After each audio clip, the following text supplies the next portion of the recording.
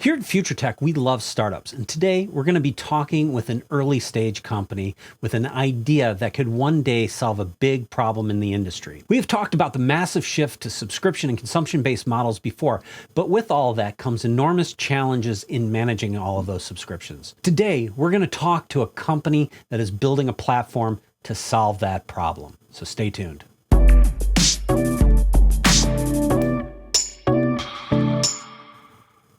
Hey everybody, welcome back to another FUTRtech video podcast. Today, we're going to be talking about something that I have been wanting for a long time now. We have with us Akash Khanolkar, one of the founders of Octane, a company that is building a SaaS consumption subscription billing platform. And I am excited to talk to this company because the total addressable market for this product is huge. And where they could take this is really exciting. And I can't wait to learn more. Welcome, Akash. Hey, how you doing, Chris? Great to see you. I'm doing good. It's great to see you. So, I just want to start out with, what was the problem you saw in the market that you're like, I can solve this problem? Yeah, no, absolutely. Appreciate the question. It really actually, there's just a lot of interesting moving pieces that are happening. We're seeing massive trends, a couple of them being first product-led growth. We've seen so many fast-growing, successful businesses coming from doing a proper PLG motion, thinking Calendly, Slack, Datadog. These companies are offering their services pay-as-you-go, start using the product, grow into it. And just through the popularity of these businesses has lent itself to moving towards a consumption-based model, usage-based billing model. You look at some of the biggest companies now, the past decade, some of the biggest IPOs, they're all actually offering a consumption-based billing model. We think about AWS, Datadog, even like the more recent massive IPOs such as Snowflake. All of them offer consumption-based billing models. So that was the huge trend that was happening in the industry. Now I started to talk to lots of SaaS companies to understand what it really means to implement a proper PLG motion, implement consumption-based billing. And the consistent contention I saw was that engineers were having a lot of trouble actually implementing usage-based billing for their SaaS product. If you look all the way out to a post-IPO company like Twilio, they have hundreds of billing engineers supporting their consumption-based billing model. So, and if you think about smaller startups, they've spent months just to get something out the door. So I saw that as a really significant problem from an engineering perspective. From a product perspective, we also saw significant issues in being able to actually determine what are good price points to charge on a usage-based billing model. If you think about it traditionally, subscription-based, you charge a flat fee month to month. That's just $1 amount. But with the usage-based billing model, it's highly variable. You're charging based on the real-time consumption of your product. As you can imagine, it becomes a way harder problem to price on.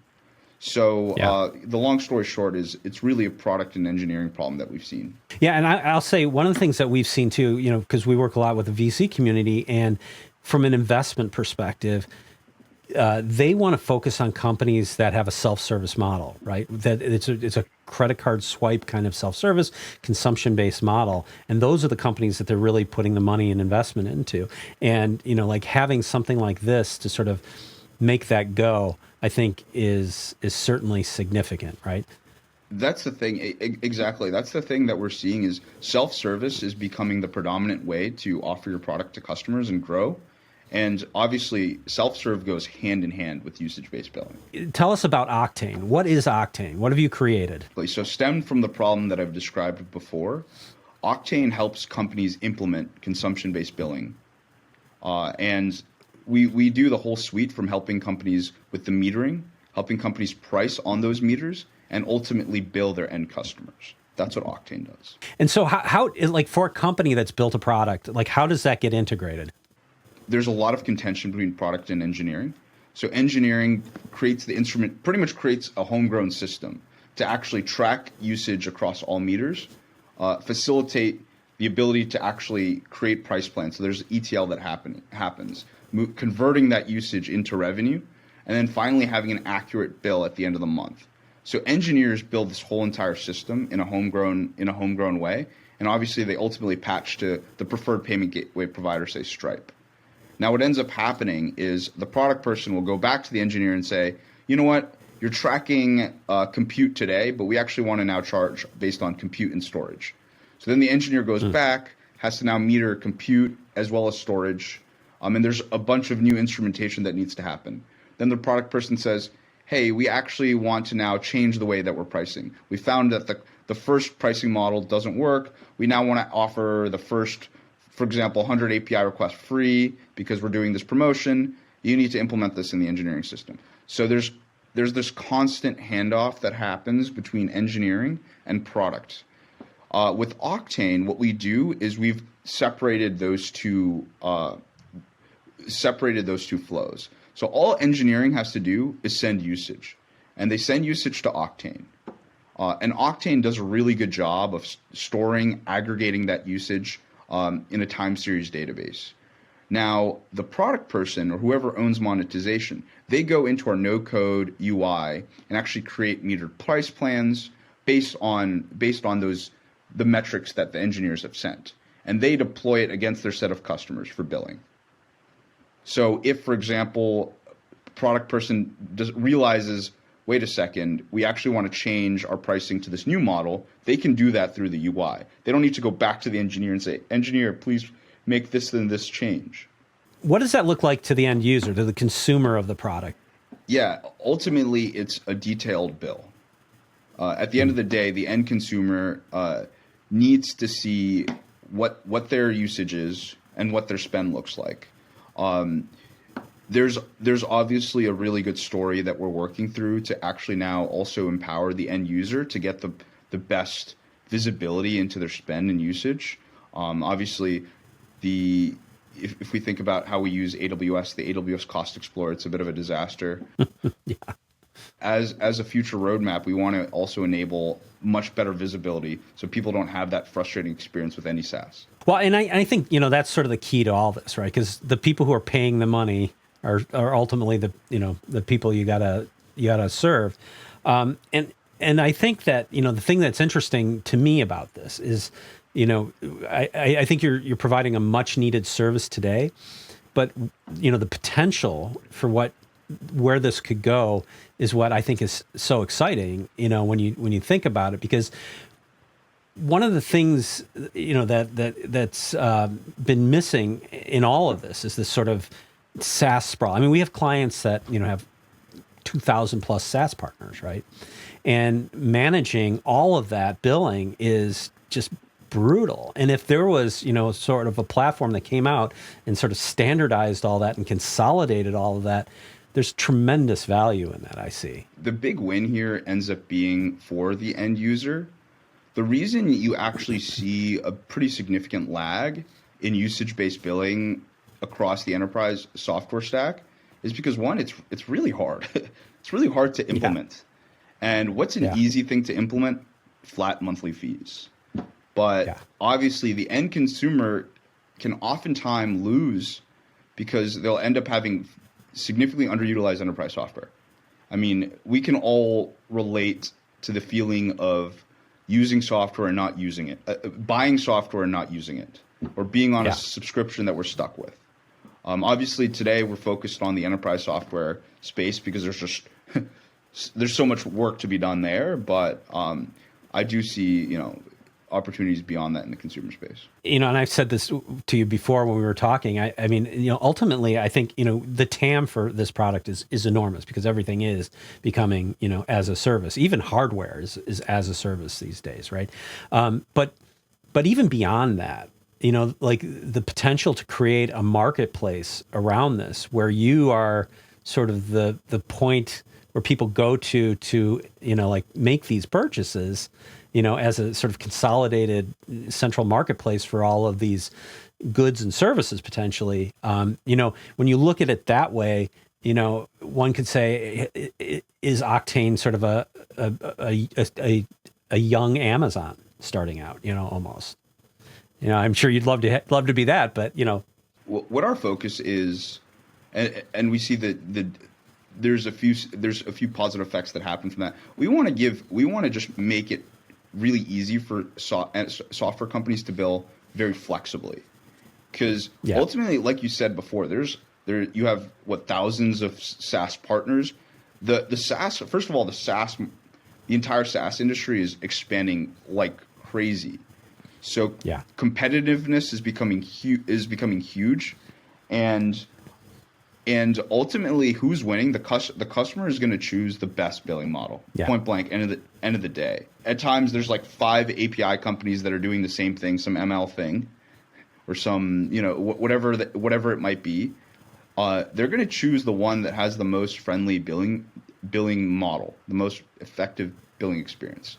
And obviously, with the usage-based pay-as-you-go model, they can try it, they can see which product they love, and they can continue to use it and adopt it. So I mean that's what we find really exciting. And I apologize for trying to make you into the next Amazon, but I know you got a lot on your plate right now. Might be a little bit much. Yeah, I mean, obviously there's obviously steps towards doing that, but not something we think about today. Yeah. It's sort of that South Park joke about the underpants gnomes. It's build this and question mark profit. You still got to build all that, right? So yeah, I'm not gonna undervalue how complicated and hard that is. I think what's going to be really interesting from a customer perspective and the ability to justify this kind of a purchase is customers are going to see a tremendous value in just pay for what you use, period. Just that value proposition. And if you're done with the product, you're done with it. Get rid of it. You don't need to have this long dramatic, hey, we're done with your solution and here's our, separation agreement or whatever. It's like, use it when you want it, give it back when you don't, and and you're paying for the value that you're actually getting. Because I look at that, I think about that, and just think about how many apps I have on my phone that I don't use a lot. Like, I have a golf app, a GPS app. I golf maybe, these days, not that much, but I'm paying $9 every month to have that app, I'd rather just pay for it when I use it. And that's really interesting. It's actually a win-win situation here, which is totally beautiful. I mean, yes, you're paying this golf app every month, $9 a month. They might be thinking in their heads, this is amazing. Sandesh is using my app. I can report to my investors that I have this monthly active user that's paying us. But in reality, you're not using their product. You're actually you're paying for it. And what's ultimately going to happen is you're going to cancel your subscription and you're going to be a churned customer, which for a software company is a terrible thing. You don't want to have a bunch of customers churning. I mean, great, they're paying, but at the end of the day, you want customers to love your product. You want your customers to continue to use more of your product.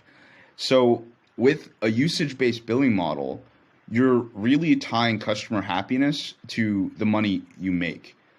And if they start to have decreased usage on your platform, that should tell you something. That should inform your customer success teams that, hold on, we need to spend more time with Sandesh. We need to probably have send him a golf tip or something and let him know that hey, like this is useful to you. You should use this app, and help him get value on the app. Because if you can help your customers get value on your product, they won't leave it, and they'll actually spend more with you, which is ultimately the goal of businesses. So yeah, and that's a good point, because then it forces all these product vendors to continuously innovate and continuously get better, right? Because it's going to get really competitive in that space then. And it goes back to my when I mentioned product-led growth, which is a huge part of this, why we're seeing this as such a big trend, this new move to usage-based billing, is companies are now successfully upselling new features. If you, for example, are a SaaS company, you've offered this new cool AI prediction thing. I mean, you have the golf product, but now you have this new AI. I don't know what that would be in golf terms, but just bear with me. You offer this new cool feature that does some predictions on your golf swing. I don't know. If you're actively using that golf product, you're like, okay, I want to use that thing as well. And if you're charging based on usage, it's a very seamless experience. It's like, okay, I've switched on the golf predictions, and at the end of the next month, that just gets included in the bill. There's no conversations. You don't have to talk to a sales rep. You're just using it. You're using more of the product. You've gotten more value from the product. You're spending more. Everyone's happy. I think the other thing that's really interesting in that is the ability to do some early intervention when you start to see the numbers or the usage slipping a little bit. Exactly. At the end of the day, our objective is to reduce churn. No one wants customers leaving you. If you're a happy customer, your bill grows. That's fine. If you're a sad customer, your usage will pretty much start to drop, and that means that we need some the enterprise. The customer success team should be notified, so they can now fix that. So, I mean, we talked about really detailed billing for the end user, but what kind of information can the provider of the service or product get from this? Yeah, a lot of we have extreme granularity in terms of usage, revenue breakdowns based on different meters. So from an analytics perspective, it's it's an absolute heaven. You can see almost real time revenue of all your customers, which is, there's nothing like that out there in the space. Being able to literally see your revenue tick for all your customers, and yeah, we just give our customers really amazing analytics, both on the usage and revenue dimensions. Because what you can also do as a vendor is you can say, hold on, maybe we're pricing the wrong way. So we give in our product we give customers the ability to actually experiment and try different meters. That's interesting. And so let's say you're an API company and you're charging based on just a number of API requests, but you realize maybe you should be charging based on number of photos uploaded. I don't know. I'm just throwing something out. So you can actually test both of those things in our system, and you can say, you know what? If you actually charge based on number of photos uploaded, you would make X more in revenue. And as you can imagine, that's the challenge in a usage-based billing model. It's like, okay, I'm gonna pick a bunch of meters which I want to charge my customers on. Put some random, really small dollar amount, like half a cent per photo upload, or half a cent, quarter of a cent per API request. I don't know. And I'm gonna just hope that comes out to a monthly bill that's reasonable. So from an analytics perspective, we give our customers a lot of capabilities. Like, okay, let me experiment with this. Let me try this against historical usage. Let me try this against forecasted usage.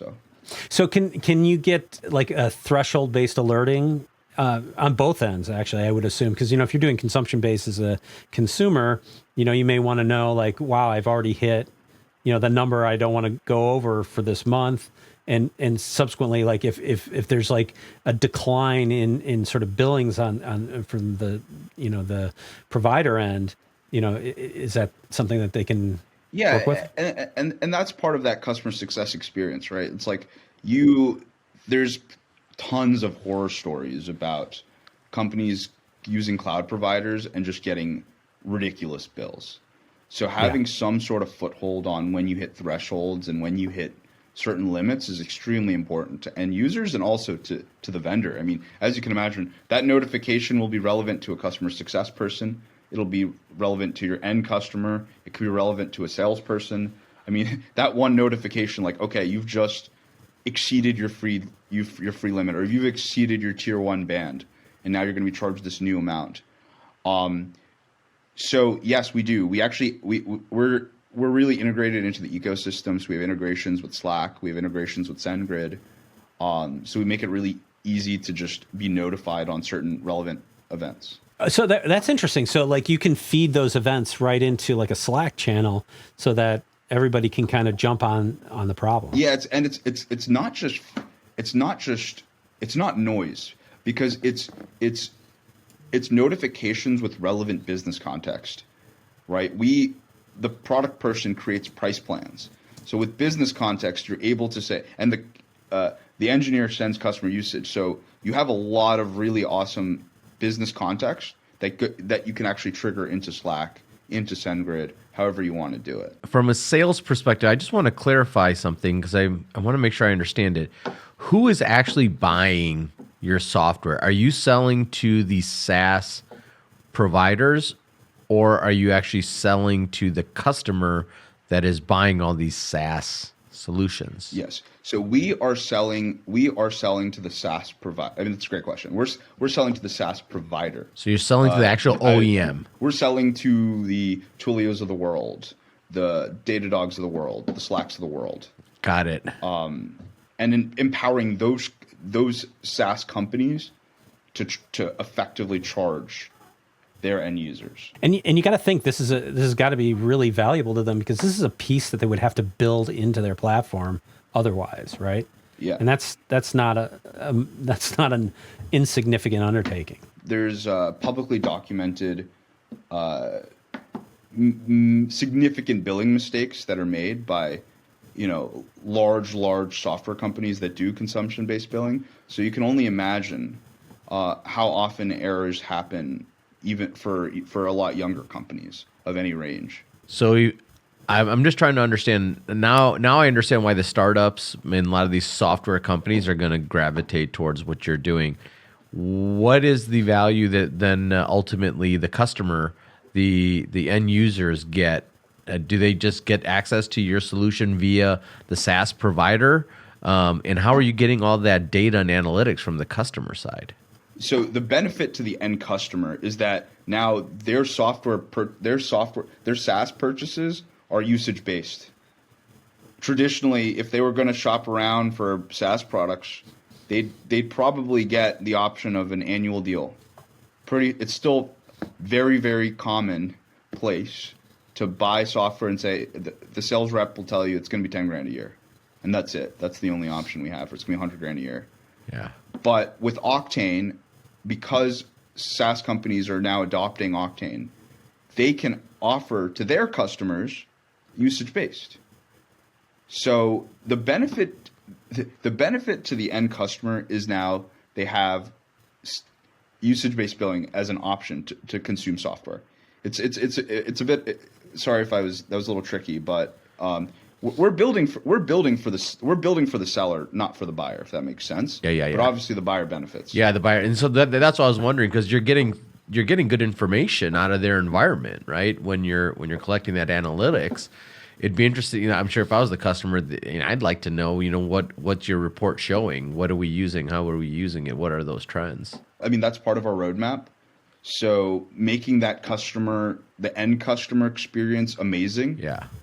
So transparent. It'd be so transparent, right? That's one of the gripes that people have with usage-based billing. I'm not here to say it's all roses. Right. And I'm happy to also talk about some of the contentions. But yeah, one of the issues is obviously it's highly variable, and a lot of times end customers don't have the details. The devil's in the details. They just get this bill that said, okay, I guess I used this X amount of your software.